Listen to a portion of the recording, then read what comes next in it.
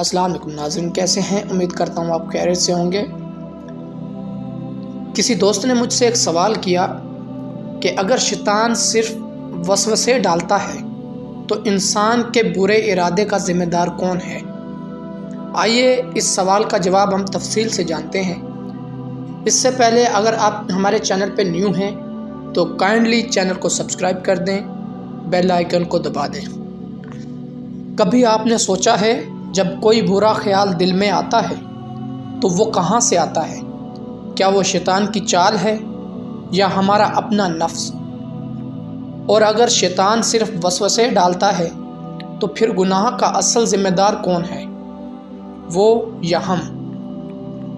قرآن میں اللہ تعالیٰ فرماتا ہے، جس کا مفہوم کچھ اس طرح ہے: بے شک شیطان تمہارا دشمن ہے، اسے دشمن ہی سمجھو۔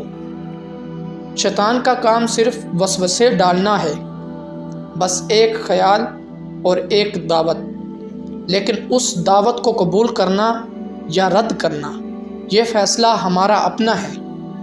شیطان صرف دروازہ کھٹکھٹاتا ہے، اندر آنے کی اجازت ہم دیتے ہیں۔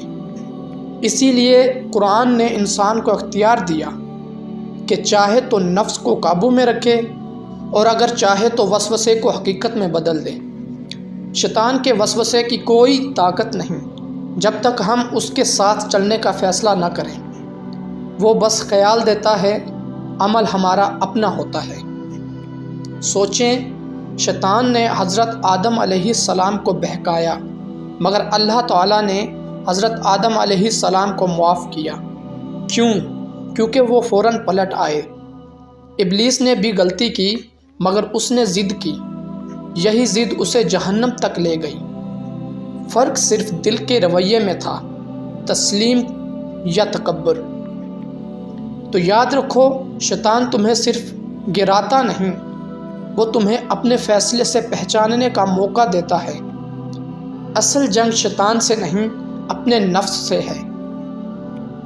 اگر یہ بات آپ کے دل کو لگی ہو تو اسے شیئر کریں تاکہ کوئی اور وسوسے سے لڑنے کا حوصلہ پائے۔ اگر آپ کو ویڈیو اچھی لگی ہو تو اپنے قریبی دوستوں تک اس ویڈیو کو ضرور شیئر کریں تاکہ وہ اس سے سبق سیکھ سکیں۔ اور اگر آپ کے دل میں کوئی ایسا اسلامک ٹاپک پر سوال ہے تو کمنٹس میں وہ سوال لکھیں، میں آپ کے سوال کا جواب ضرور دوں گا۔ تب تک کے لیے اپنا بہت سارا خیال رکھیں۔ ملتے ہیں کسی اگلی ویڈیو میں۔ اللہ حافظ۔